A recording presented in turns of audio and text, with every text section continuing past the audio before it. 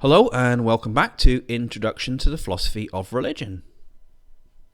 In this segment we'll look at the issue of God's gender. Now this is the Jinyami symbol of the Akan, and it means except God, as in you have nothing to fear except God, or no one can kill me except God. And this symbol is used on clothes, in artworks, and it can be found on jewellery as well. And it's about as close as you'll get to an image of God in African traditional religions. And this isn't because African religions explicitly forbid depictions of God. They just hold that God is not human and cannot be conceived in that way. There are other religions that do not permit pictorial representations of God. For example, Judaism and Islam forbid images of God. Christianity, however, does not, or at least historically has not. So you probably know of this famous image on the left, Michelangelo's painting The Creation of Adam. And you may also have come across a 15th century German painting of God on his throne. Now, images like these have helped to give the impression that in Christianity, God is conceived as an old white man, which rather undermines the idea that all human beings are made in God's image. In recent years, some branches of Christianity have been keen to downplay this impression. In 1992, the Vatican promulgated the Catechism of the Catholic Church, and that states that God transcends the human distinction between the sexes. He's neither man nor woman, he is God. And this would appear to be a view shared by the Anglican Church, since the Archbishop of Canterbury says something remarkably similar in 2018. Other Protestant churches also insist that God has neither gender, nor race, nor colour. Despite this, Christianity is still widely perceived to have a very masculine notion of God. And it's easy to see why. The Christian God is often referred to as Father and Lord, and Jesus Christ is called the Son of God. So that means that two of the persons of the Trinity, the Father and the Son, are presented as male. And there's also a consistent use of the male pronouns he, him, and his when referring to God. And all of this has contributed to giving the impression that Christians do conceive God as male, even if the official position for many is that God has no gender.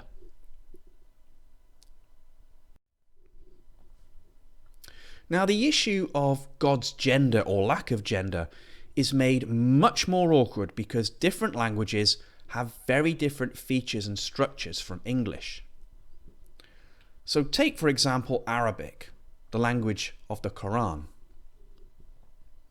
In Arabic, nouns are divided into masculine and feminine, and then they're subdivided again into real and unreal. So real masculine nouns are those that refer to males, a male human or a male animal. And real feminine nouns are those that refer to females, so a female human or a female animal. Unreal masculine nouns are those that are treated linguistically as masculine, even though they don't actually refer to males. So the words book, river, and door, for example, qualify here as unreal masculine nouns. And likewise, unreal feminine nouns are treated linguistically as feminine, even though they don't refer to females. And the words eye, house, and fire qualify here as unreal feminine nouns. So it's not unreal in the sense that they don't exist, just means that they're not actually feminine. Now the word Allah is classed as an unreal masculine noun. In other words, the word Allah is treated linguistically as masculine, even though what the word refers to is not male. So when Allah is referred to as He, This doesn't mean that Muslims think of the Supreme Being as male at all. In fact, Muslims stress the radical otherness of Allah. In fact, the Quran says of Allah, there is nothing like him. And of course, Muslims don't consider Allah as father either. So for Muslims, the name Allah is grammatically masculine, but this doesn't in any way imply that Allah is actually male. Now, if this is difficult for us English speakers to get our heads around, it's likely because of the way modern English works. In Old English, nouns were always gendered. In other words, nouns were classed as either grammatically male or grammatically female. But over the centuries, English nouns increasingly became neuter, and today almost all English nouns are neuter.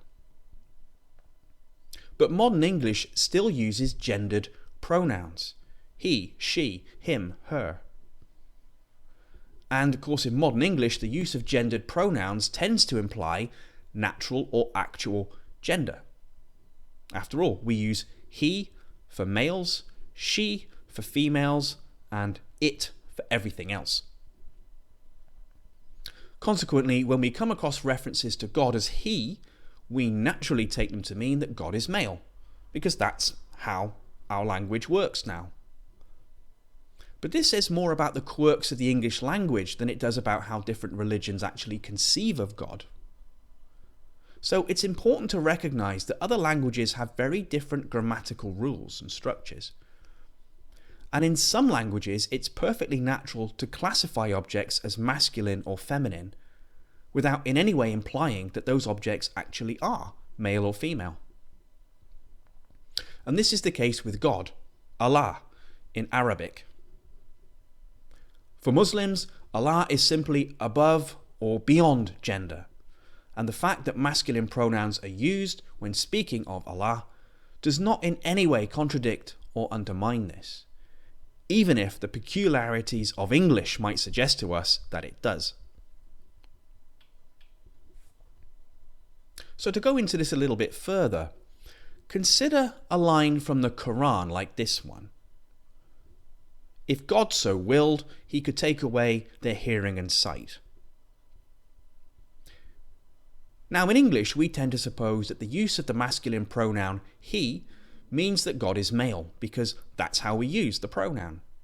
We don't use he for females, and we don't use he for things that have no gender either. But in Arabic, the use of the masculine pronoun for Allah does not imply that Allah is actually male, only that the word Allah is grammatically masculine. And unfortunately, this distinction is lost in modern English.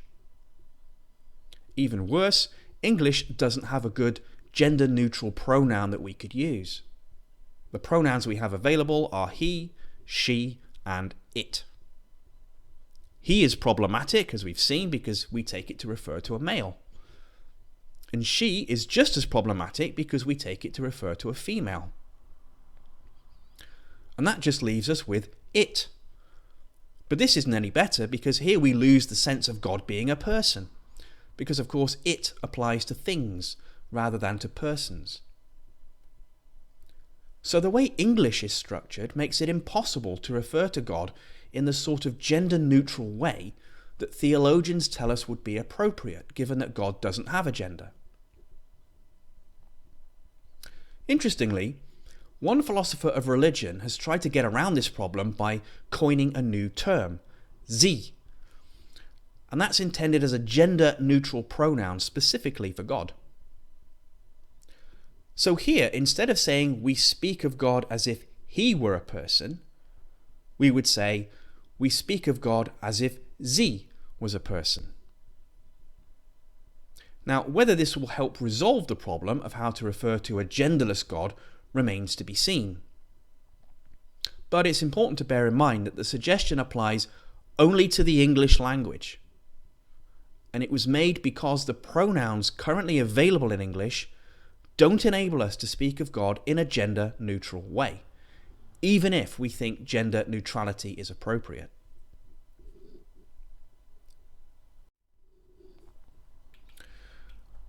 Now, curiously, this is not a problem that arises in every language.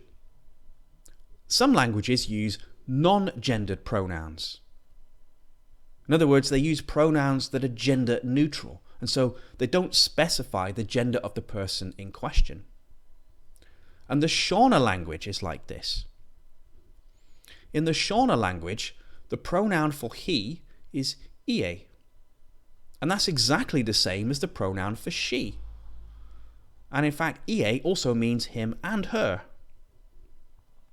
So if I use this pronoun about someone, it would be impossible for you to tell if the person I'm talking about is male or female.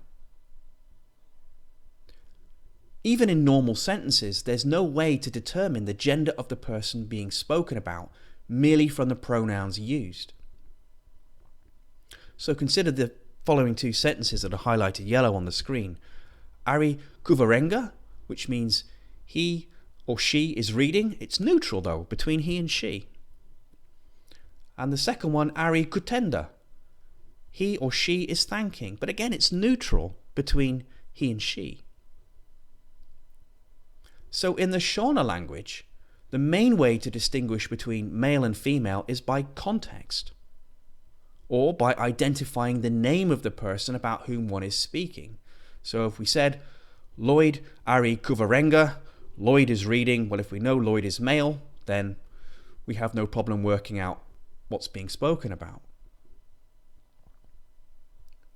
Alternatively, one might specify a state or activity that's peculiar to one gender, for example, being pregnant. But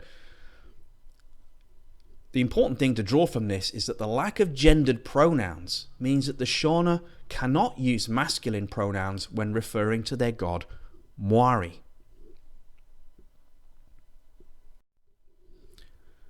So as one Shona author puts it, there's no place for either a he or she or it in reference to God. If I say in Shona, Mwari Ari Kudenga, literally God is in heaven, the word Ari is more than neuter gender. It doesn't make reference to either male or female, yet it refers to a person, not a thing. Hence in Shona it's clear that Mwari is a person rather than a thing, an it. But it's a person of unspecified or indeterminate gender. So we cannot determine anything about Mwari's gender just by considering pronouns, as they don't tell us whether Mwari is conceived as male, female, or neither. So how do the Shona conceive of Mwari's gender? Well, here we find two claims. First is the claim that Mwari is simply genderless, entirely without any gender whatsoever, and that needs no further explanation. The second claim is that Mwari is both male and female, in other words, androgynous. And this does require a little bit of explanation. So why would Mwari be conceived as both male and female? Well, the reason is that Mwari has traditionally been thought to incorporate aspects associated with both genders. For example, there's a Shona scholar that says that Mwari was referred to as the god of fertility, which is an aspect associated generally with women as mothers.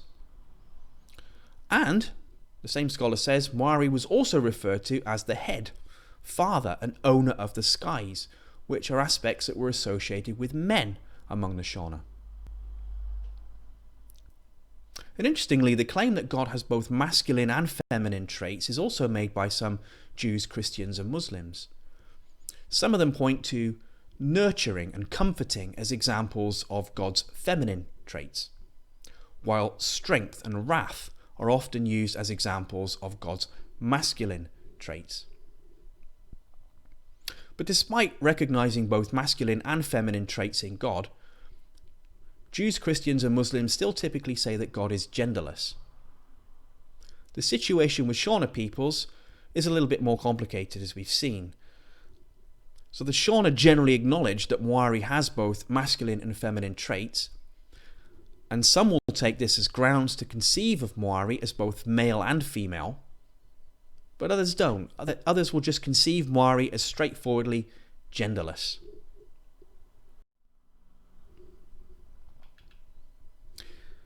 Now, whether Mwari is taken to be both male and female, or neither male nor female, one thing is certain, which is that Mwari is definitely not male.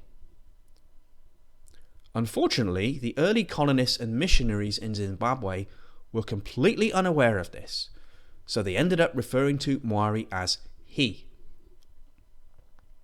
In doing this, they were simply superimposing their own Christian understanding of God's gender onto the Shona god, as though God could only possibly be a he. But this was a colossal mistake, as we've seen. Unfortunately, it's one that has had a lasting effect, as you can still find Mwari referred to as he in English writings, even those by some contemporary authors from Zimbabwe. Perhaps the worst example of this comes from a book entitled Christianity and Traditional Religions of Zimbabwe, which was published in 2016. The author of this book, Mavumbai, claims that the name Mwari means he is who he is. Now, this is completely wrong, and it's worth taking the time to understand why it's wrong. So to begin with, how did Mavumbai come up with the idea that Mwari means he is who he is? Although he doesn't say, it's a good bet that he has drawn on the theory that the name Mwari is a derivation from two Shona words, Mu and Ari. We saw this in the last segment. This theory claims that the name Mwari just means the one who is. And according to this theory, Mwari's name is exactly the same as the name of the Jewish Christian god, Yahweh. So as I say, we came across this theory in the last segment, and we saw that it was devised in the 1980s by Christians who wanted to show that Mwari and the Christian god were one and the same being. And they wanted to do that in order to make Christianity more acceptable to people in Zimbabwe. And we also saw that the theory has been discredited.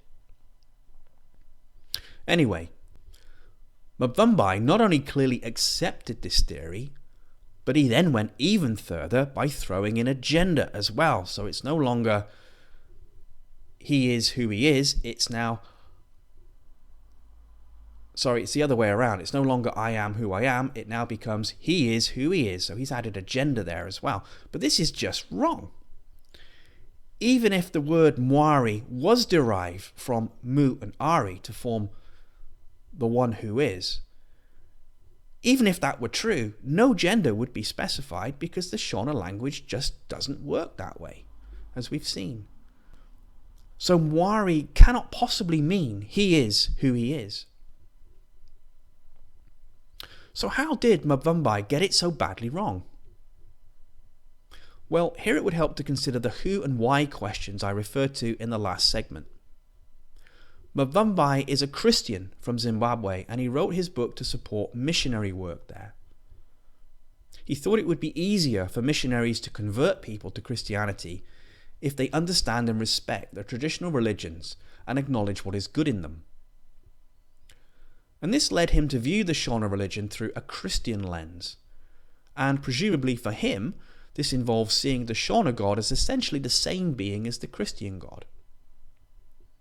As a result, not only does he think Mwari's name is the same as that of the Jewish Christian god Yahweh, but he also thinks Mwari shares the same gender as Yahweh, or at least as traditionally been conceived. And this looks to be the result of religious colonization, where a traditional god, Mwari, has been taken over by missionaries and adjusted so as to suit the missionary agenda. We need to be careful not to fall into the same trap. For the Shona, Mwari is either genderless or androgynous, and cannot be thought of as male or described as he. Now the situation is somewhat different in the religion of the Akan.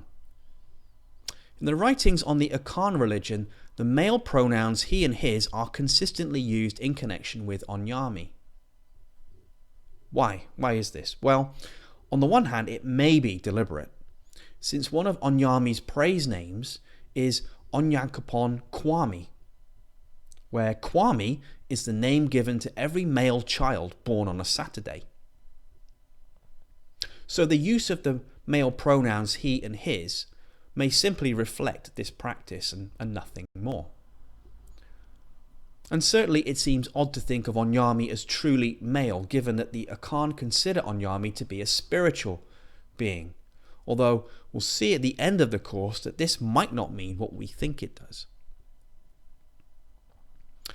Anyway, the use of he and his to refer to Onyami may simply be a result of the quirk of English, as I mentioned earlier.